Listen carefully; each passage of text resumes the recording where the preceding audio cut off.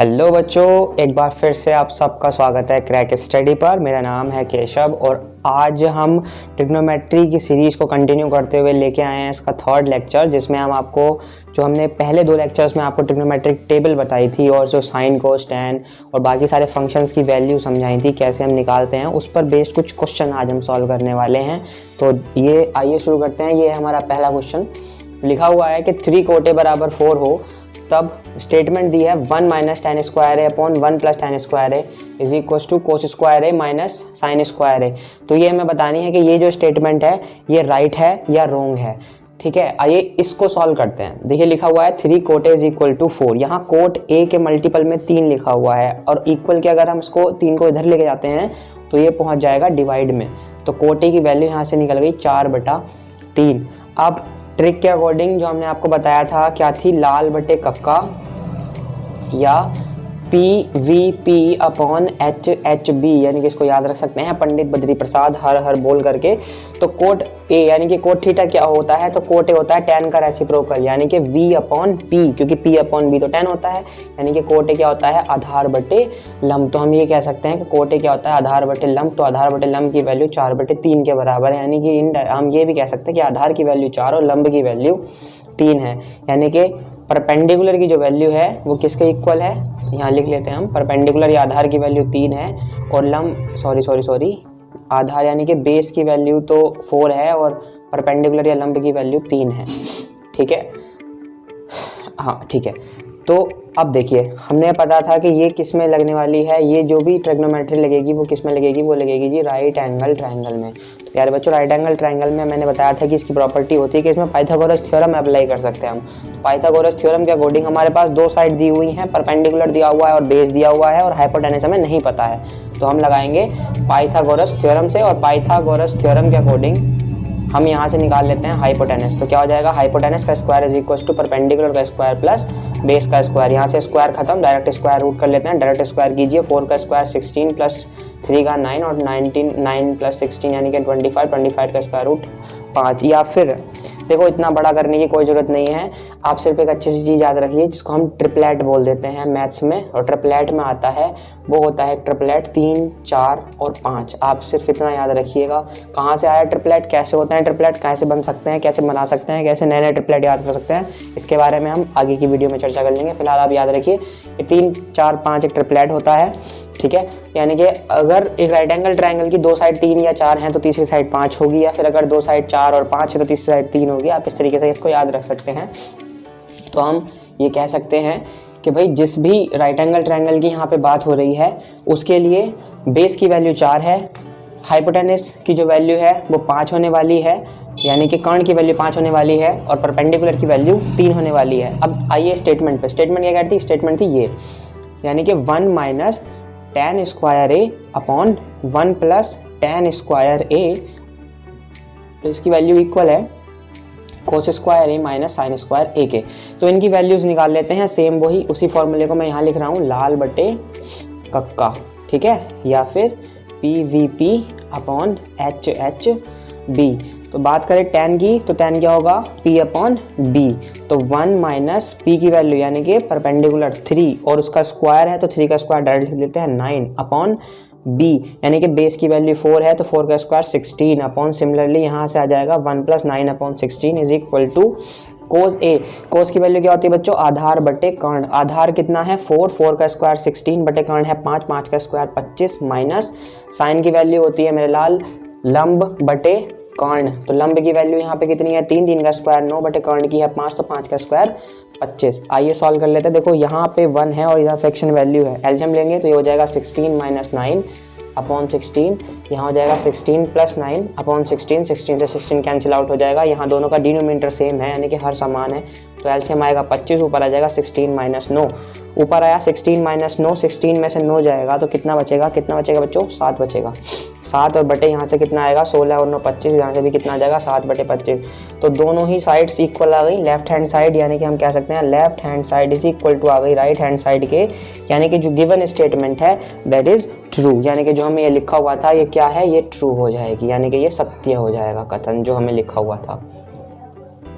आइए बच्चों next question देखते हैं। इसमें वैल्यूज दी हुई हैं और लेफ्ट हैंड साइड को सॉल्व करके हमें ये 2 लेके आना है, यानी तो हम ले लेते हैं टेकिंग LHS। तो हम इस LHS को लेते हैं, उसको सॉल्व करते हैं। देखो क्या लिखा हुआ है, साइन 30, ये 30, 45, 60, ये जो एंगल्स की हमें वैल्यू दी हुई है ना, ये हमने लास्ट वीडियो में जो ट्रिग्नोमेट्रिक टेबल पढ़ी थी सेम वहीं से हैं। तो अगर आपको ये वैल्यूज में थोड़ी सी भी डाउट है तो वो वीडियो जरूर देख लेना, ठीक है। आइए सॉल्व करते हैं। साइन 30 की वैल्यू 1/2, कॉस 45 की वैल्यू होती है 1/√2, यहाँ 2 लिखा हुआ है, स्क्वायर है तो स्क्वायर कर दिया। tan 60 की वैल्यू √3 होती है, स्क्वायर है तो स्क्वायर कर दिया।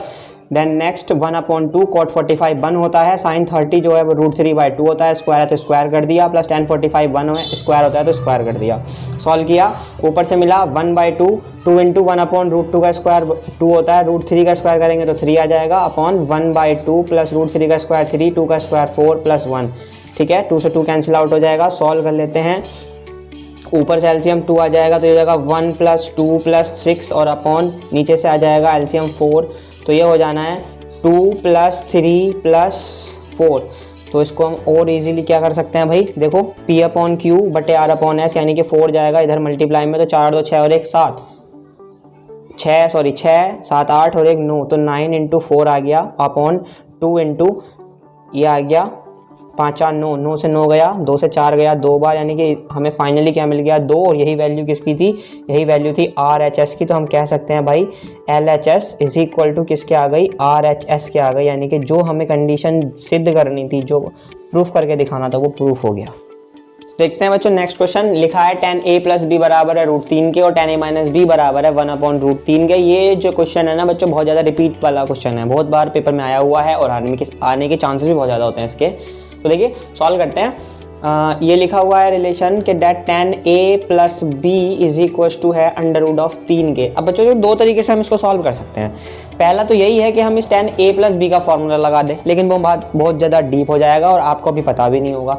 दूसरा और बहुत इजी वे ये है कि आप देखिए कि ये जो वैल्यू लिखी हुई है इक्वल के इधर √3, क्या एक tan में किसी एंगल की वैल्यू होती है? तो अगर आपने वो वीडियो देखी है जिसमें हमने ट्रिग्नोमेट्रिक टेबल समझाई है, तो आप कहेंगे कि यस सर ये वैल्यू होती है tan में, और tan में वैल्यू होती है ये tan 60 की। तो हम इसकी जगह पर लिख सकते हैं बच्चों tan 60। अब देखो ये भी tan की वैल्यू और ये भी tan की वैल्यू, और दोनों इक्वल भी हैं। तो अगर दोनों इक्वल है तो हम ये भी कह सकते हैं कि a + b की जो वैल्यू है वो 60 के इक्वल होगी, क्योंकि देखो यहाँ जितना एंगल है उतना ही एंगल इधर होगा, तभी तो वैल्यू दोनों की इक्वल होंगी ना।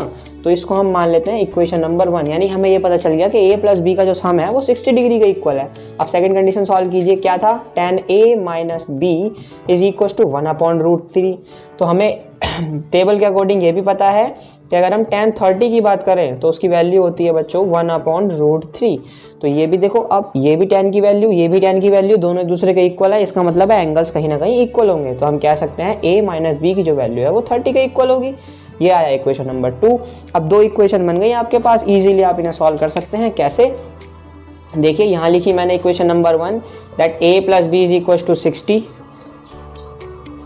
और उसके बाद नीचे लिखी हमने a - b = 3। तो ये लिखी फर्स्ट इक्वेशन, सेकंड इक्वेशन। अब एक काम कर लेते हैं, दोनों इक्वेशन को आपस में ऐड कर देते हैं। अब ऐड कैसे होगी, अगर आपने वो चैप्टर पढ़ा है 10th क्लास में, जो 3rd चैप्टर आपको सिखाया जाता है, जिसमें इक्वेशंस को आपको सिखाई जाती हैं, 2-4 विधि होती हैं, उसमें आपको सिखाई जाती हैं इस तरीके से इक्वेशन ऐड करनी, माइनस करनी। तो अगर आपने पढ़ी है तो बहुत अच्छी बात है, अगर नहीं पढ़ी है तो सिंपल इतना देखिए कि लेफ्ट साइड वाली चीज़ें एक साथ ऐड होंगी और राइट साइड वाली चीज़ें एक साथ ऐड होंगी, यानी कि a + b में ऐड होगा a - b। तो सिंपल सी बात है, देखो ये प्लस का भी ये माइनस का भी कैंसिल आउट हो जाएगा। a में a ऐड होगा तो वो 2a, और 30 में 60 ऐड होगा तो हो जाएगा 90, यानी कि यहाँ से हम a की वैल्यू निकाल सकते हैं। कितनी आ जाएगी, इसको कैंसिल कर लो, 45। तो a की वैल्यू कितनी आ गई बच्चों, a की वैल्यू आ गई 45। अब a की वैल्यू अगर 45 आ गई तो इक्वेशन नंबर 1 या इक्वेशन नंबर 3 जो 2 है उसमें किसी में भी वैल्यू रख लो, you will get the value of y। तो हम लिख लेते हैं फ्रॉम इक्वेशन नंबर 1, a की वैल्यू है 45, 45 प्लस b की जो वैल्यू है वो 60 के इक्वल होनी चाहिए। तो b की वैल्यू कितनी हो जानी चाहिए, 60 - 45, यानी कि b की वैल्यू डेफिनेटली कितनी होने वाली है, तो 15 डिग्री b की वैल्यू होने वाली है। तो here is the value of a and b। बच्चों ये जो नेक्स्ट क्वेश्चन लिखे हुए हैं, आइए इनको सॉल्व करते हैं। दोनों एक जैसे क्वेश्चन है, तो एक मैं आपको करा रहा हूँ, एक आपको खुद से ट्राई करना है। अच्छा देखिए यहाँ जो लिखा हुआ है ना, वो लिखा हुआ है tan a = cot b के। अच्छा बच्चों, मैंने आपको वीडियो में बताया था कि tan और cot आपस में एक दूसरे के रेसिप्रोकल होते हैं, और मैंने आपको ये भी कहा था कि भाई अगर आप tan की वैल्यू को पलट करके लिख देंगे तो you will get the value of cot। अच्छा आप एक बात ध्यान रखना कि अगर आप tan की वैल्यू 90 में से माइनस कर देते हैं ना tan के एंगल की वैल्यू, तो आपको कोट के एंगल की वैल्यू मिल जाती है। ये रिलेशन है, इसको याद रखना। अब मैं आपको नेक्स्ट वीडियो में बताने वाला हूँ कि वैल्यूज़ जो हैं वो चेंज होती कैसे हैं, मतलब कैसे tan कोट में बदल गया। ठीक है, इसके बारे में हम लोग नेक्स्ट वीडियो में आपको पक्का बताने वाले हैं। तो अब फिलहाल आप क्वेश्चन पे आइए।